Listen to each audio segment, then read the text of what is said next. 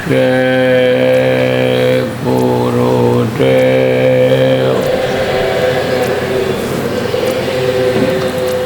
जय गुरुदेव नाम किसका, जय गुरुदेव नाम किसका, प्रभु का पावन नाम, प्रभु का पावन नाम। जय गुरुदेव।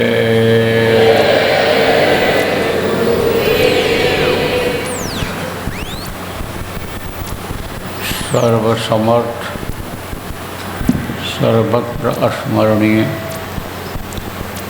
दाता दयाल दीनबंधु कृपा निधान परम पूज्य गुरु जी महाराज, उपस्थित सभी सत्संगी साधक प्रेमी बच्चों एवं बच्चियों, आज 24 जुलाई 2026 प्रातःकाल की बेला रजनी विहार आश्रम पर आप लोगों के मिलने जुलने का, दर्शन का, दो बात कहने सुनने का अवसर जो ये मिल रहा है, ये जीवन का बहुत ही अच्छा समय है। देखो प्रेमी,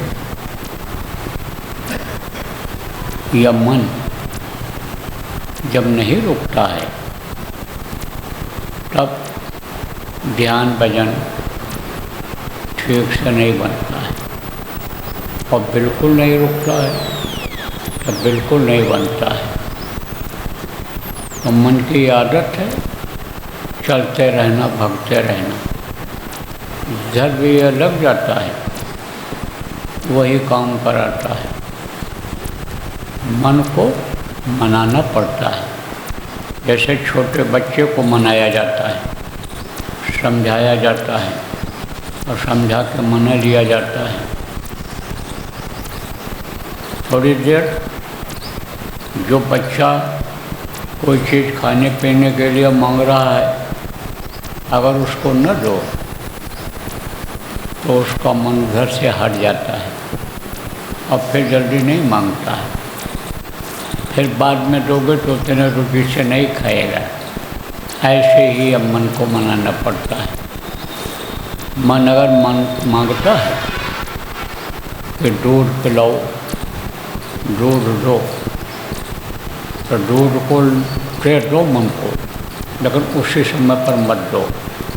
गिलास में भर करके चाहे तैसे ही 15 मिनट रख दो। तो वो जो प्रबल इच्छा होती है कि अभी हमको ये चीज़ मिलनी चाहिए, हमको खाना चाहिए, वो उधर से उसका मन हट जाता है, फीका पड़ जाता है, उतने रुचि से नहीं खाता है, उतने रुचि से नहीं पीता है। ऐसे ही मन को मनाना पड़ता है। देखो प्रेम, माहौल ख़राब हो गया, वातावरण ख़राब हो गया, महात्माओं की बातें लोगों को अच्छी नहीं लगती हैं, अच्छी बातें बताओ तो वही खराब लगती हैं।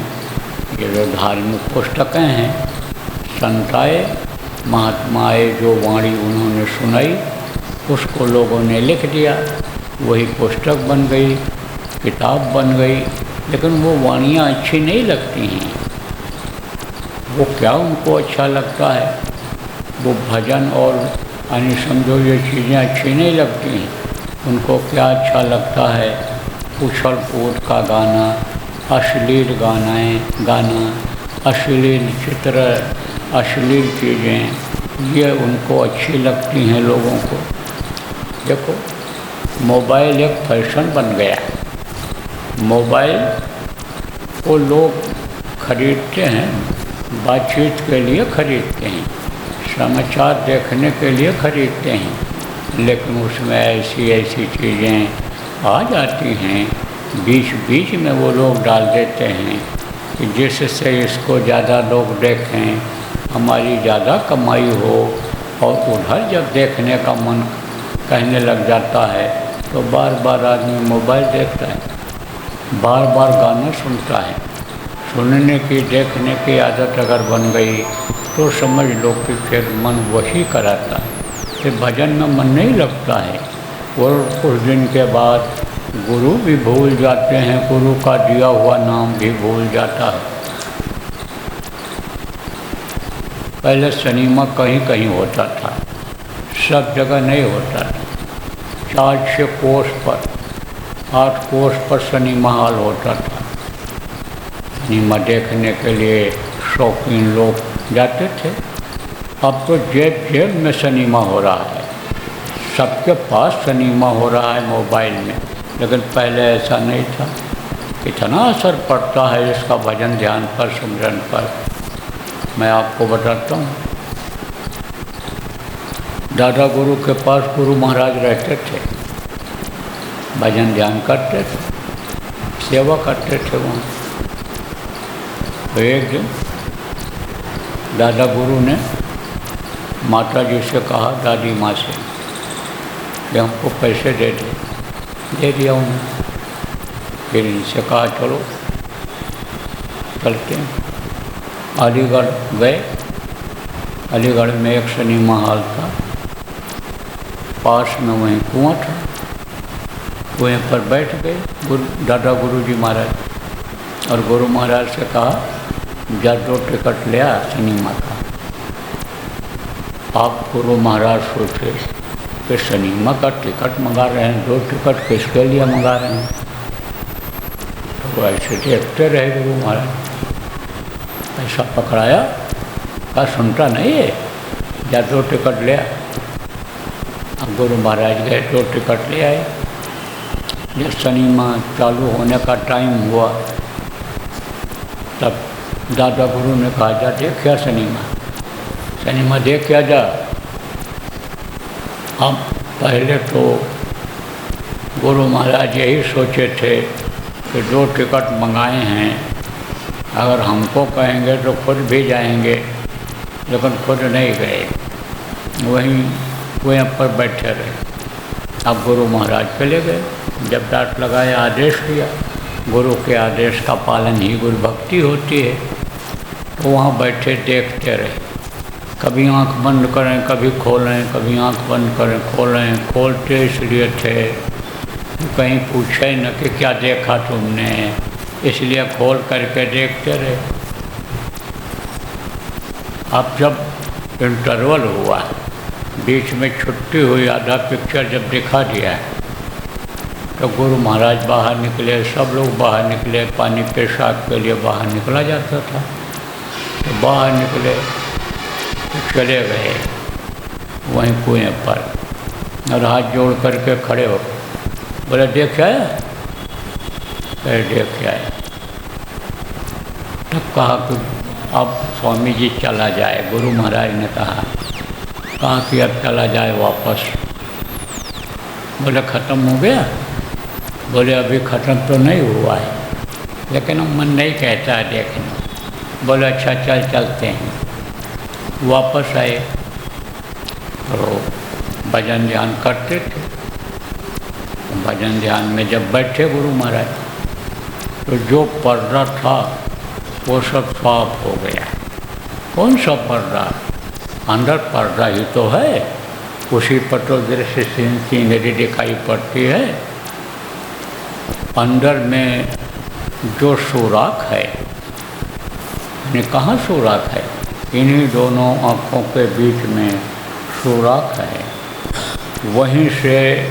वहीं पर समझ लो कि वो उसको दूरबीन भी कह सकते होगा। दूरबीन किसको कहा जाता है? दूरबीन दूर की चीज़ों को साफ दिखाई पड़ जाता है। दूरबीन से दूर की चीज़ें साफ दिखाई पड़ जाती हैं, बहुत नज़दीक दिखाई पड़ जाती हैं। ऐसे दूर देखोगे साफ नहीं दिखेगा, लेकिन दूरबीन से देखोगे तो दूर की चीज़ साफ दिखाई पड़ेगी, ऐसे साफ दिखाई पड़ जाता है। तो उस दूरबीन से यानी बहुत दूर की चीज़ें, ऊपर की चीज़ें दिखाई पड़ती हैं। तो वो जो सुराख है, आप ये समझो उस सुराख से जब देखने की कोशिश करते हैं तब वो चीज़ें दिखाई पड़ती हैं, लेकिन आपको क्यों नहीं दिखाई पड़ती? अभ्यासियों को, जो अभ्यास करते हैं, साधना करते हैं, उनको क्यों नहीं दिखाई पड़ती हैं? इसलिए कि चित्त चंचल, मन चोर हो जाता है। चित्त रुकता नहीं है, ये चिंतन करता रहता है, ये भगता रहता है। तो जैसे पानी हिलोल लेता रहता है तो उसमें कुछ नहीं दिखाई पड़ता है। आप नदी के किनारे चले जाओ दोपहर में, तो उस नदी के पानी में देखोगे तो क्या दिखेगा? सूरज। लेकिन समुद्र के किनारे चले जाओ तो सूरज उसमें नहीं दिखाई पड़ता है, क्योंकि पानी चलता रहता है, लहरें उठती रहती हैं, इसलिए सूरज उसमें नहीं दिखाई पड़ता है। आप थाली में पानी रख दो दोपहर में तो सूरज उसमें दिखाई पड़ेगा, लेकिन पानी को हिला तो नहीं दिखाई पड़ेगा। उसी में थोड़ी सी मिट्टी आप डाल दो तो वो जब और गंदा हो जाएगा, तब जो हल्की सी लहर यानी हिलाने के बाद थोड़ी देर के बाद वो धीरे धीरे धीरे फिर लहर रुकने लगती है, तब तो कुछ दिखाई भी पड़ जाता है। लेकिन अगर गंदा हो गया तब नहीं दिखाई पड़ता है।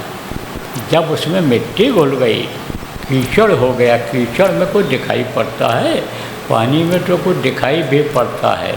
तो कीचड़ हो गया। कीचड़ किसको कहते हैं?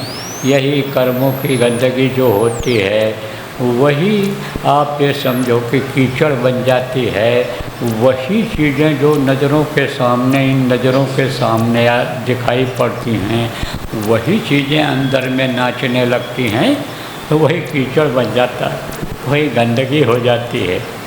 तो दिखाई नहीं पड़ता, उसमें दिखाई नहीं पड़ता है। अगर वो कीचड़ न जमा होने पावे, गंदगी न जमा होने पावे, तो समझो कि अभ्यास करने पर, चित्त को रोकने पर, यानी जब चित्त रुक जाता, चिंतन करना बंद कर देता है, तब दिखाई पड़ने लगता है। किसी दूरबीन से सबके पास है, कहीं बाज़ार से ख़रीद करके नहीं लाना है, कहीं ऑनलाइन दूरबीन को नहीं मंगाना है, सबके पास वो दूरबीन है। तो गुरु महाराज जब ध्यान भजन में बैठे तो जो चित्र आता था वो सब बंद हो गया, एकदम शून्य हो गया। जब शुरू में नामदान लिए थे जैसा था वैसा ही हो गया। बहुत कोशिश किए और रात भर बैठे रहे, लेकिन सुबह रिजल्ट 0, कुछ नहीं। गुरु महाराज को बड़ी फिक्र हुई, बड़ी चिंता हुई। कभी रो में आंसू निकले आँख से, कभी गुमसुम बैठे रहें, फिर दिन में बैठे फिर गायब, शाम को बैठे फिर गायब, फिर बराबर रोना आने लग गया। तो माता जी ने देखा, यानी जो दादी माँ, दादा गुरु की पत्नी थी, उन्होंने जब देखा एक दिन तो बराबर रो रहा है, बहुत गुमसुम है लड़का, तब बोले कि क्या हो गया इसको? बोले ना कुछ, बोले ना कुछ। तो दादा गुरु से कहा कि लड़का तो मतलब रो रहा है। बहुत प्यार करती थी दादा गुरु की पत्नी, यानी दादी माँ बहुत प्यार करती थी गुरु महाराज से। क्यों? क्योंकि गुरु महाराज सेवा बहुत करते थे, बहुत सेवा करते थे।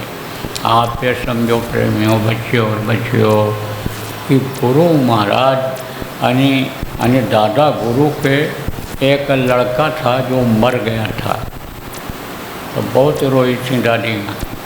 बोली तेरा लड़का वो नहीं था, वो तो चला गया।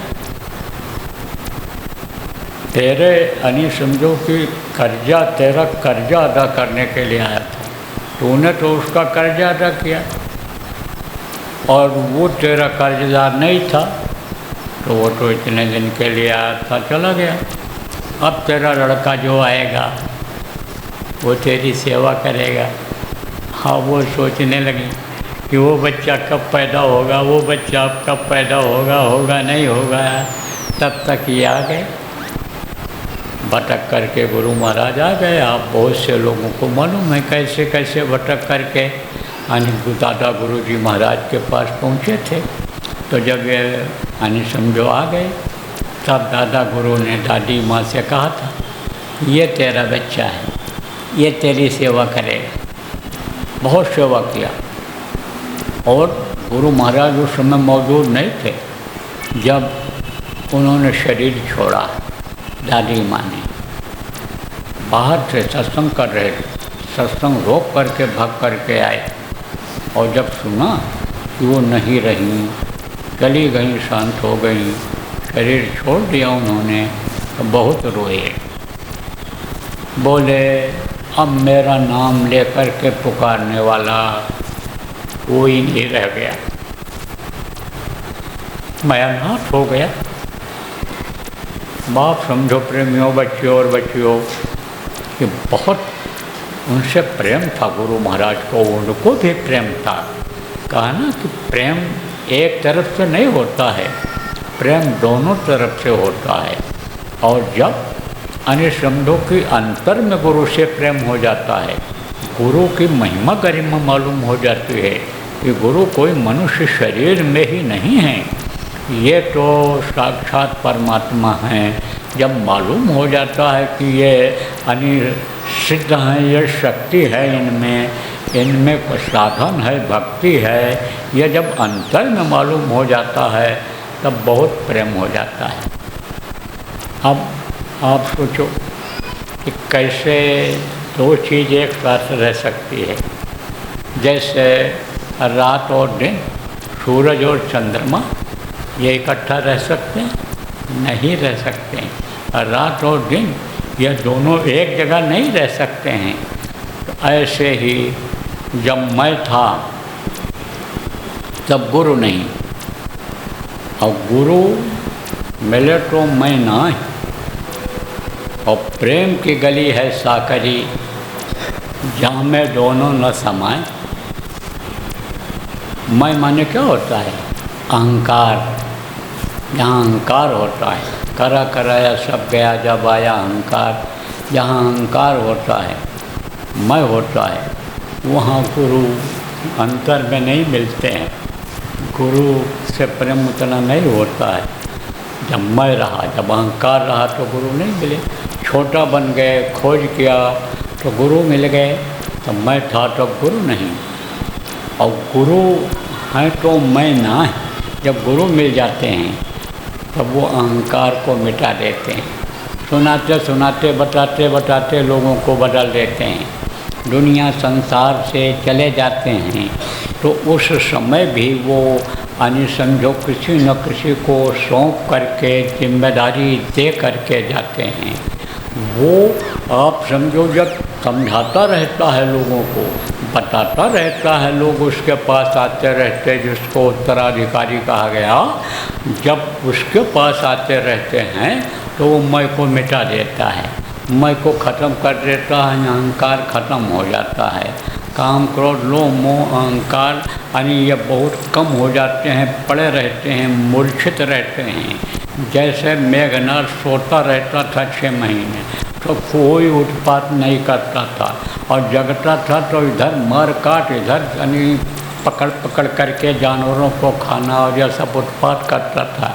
ऐसे ही अब 5 जो भूत हैं ये ढीले पड़ जाते हैं।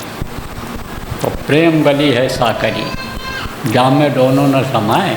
ये जो प्रेम है ये गली साकरी है। इसमें जैसे पतली गली में, साकरी गली में समझो कोई 2 आदमी एक साथ नहीं जा सकते हैं। ऐसे ही है कि 2 चीज़ एक जगह इकट्ठा नहीं रह सकती है।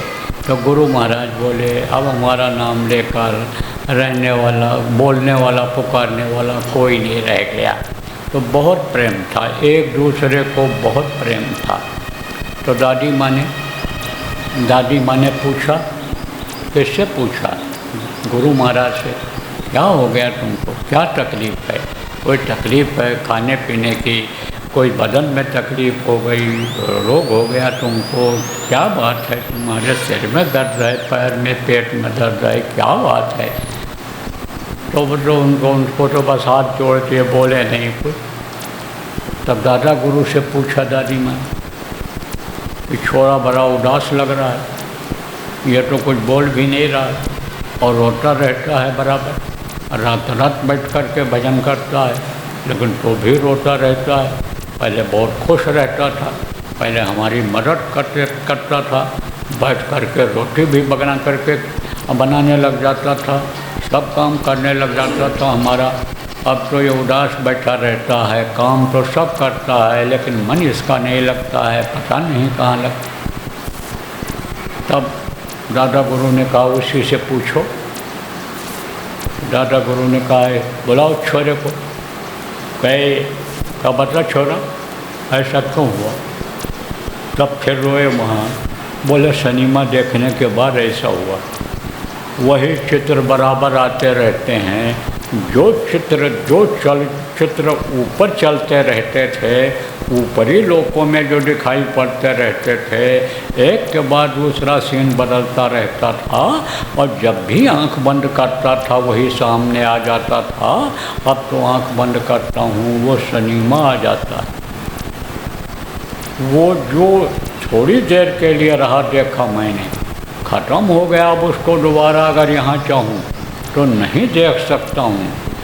वो चीज़ें हमारे सामने आती रहती हैं, जो मैं जब चाहता था उसको देखता रहता था, वो सब बंद हो गया, मेरा सब बंद हो गया। देखो प्रेम, असर पड़ता है। अगर साधना करना है तो साधक का साथ करना चाहिए। अगर साधना करनी है, अगर समझो कि तो संयम नियम से रहना चाहिए और यही जो जीवन का सार है इसको ज़रूर करना चाहिए। मनुष्य शरीर पाने का मतलब ये नहीं होता है कि बस पशु पक्षियों की तरह से खाओ पियो भोग करो, दुनिया संसार से चले जाओ। बड़े भाग्य से मिला है, उनको भाग्य से नहीं मिलता है मनुष्य शरीर, उनको तो कर्मों का भोग भोगना पड़ता है। लेकिन मनुष्य शरीर को कर्मों का भोग भोगने के साथ साथ यानी समझो कि आत्मा को जगा करके परमात्मा तक पहुंचाने के लिए, मुक्ति मोक्ष दिलाने के लिए यह मनुष्य शरीर मिलता है। इसलिए समय निकालना चाहिए, दुनिया की तरफ से ध्यान को हटाना चाहिए। जैसा मैंने कहा कि प्रेम की गली है साकरी, ऐसे ही ये साकरी गली है। साकरी गली से जाने के लिए एक से ही प्रेम करना चाहिए। तो आप कहोगे पति छूट जाएंगे, बच्चे छूट जाएंगे, आप कहोगे पत्नी छूट जाएंगी, भाई छूट जाएगा, रिश्तेदार छूट जाएंगे। बात तो सही है, लेकिन निभाओ उतना ही जो आपका फर्ज है। गृहस्थ आश्रम में जो फर्ज है उसी फर्ज को आप अदा करो, उन्हीं से केवल प्रेम मत रखो।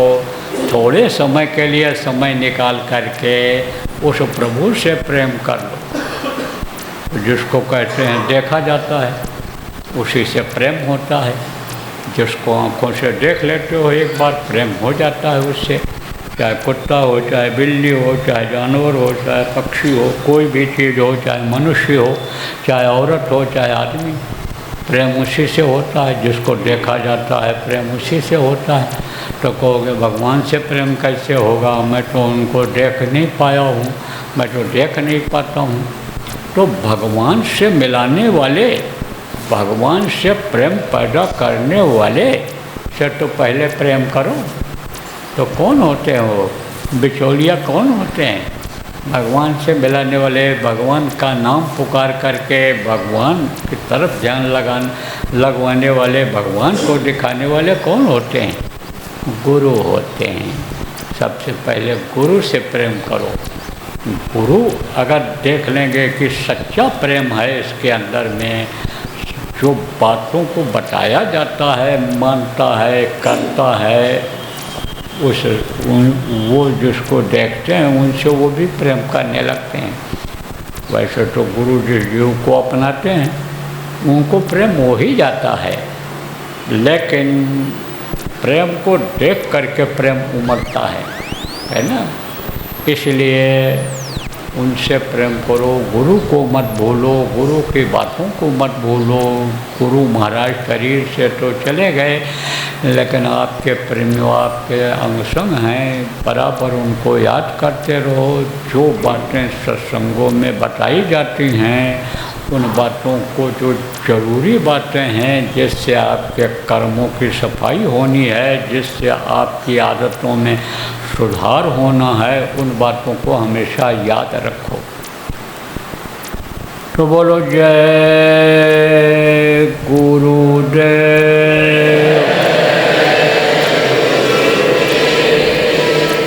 जय गुरुदेव,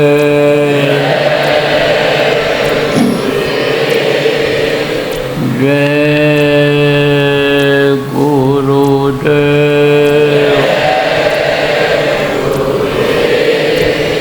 जय गुरुदेव नाम किसका,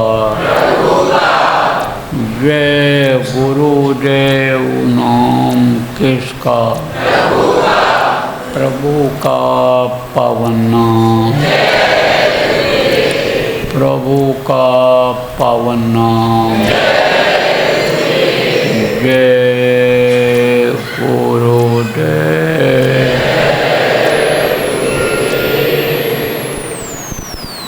जय गुरुदेव, जय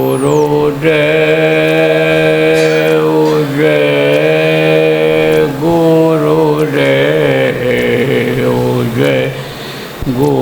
गुरुदेव, जय जय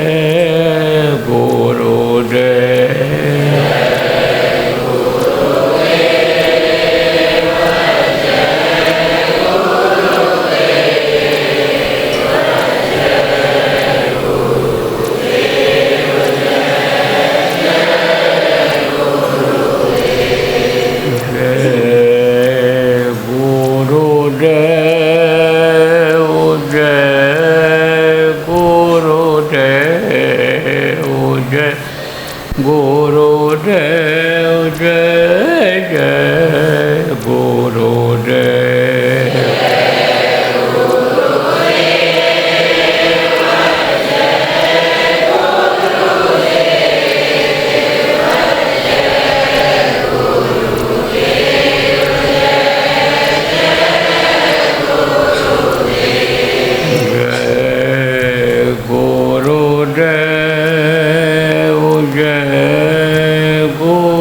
गुरुदेव, जय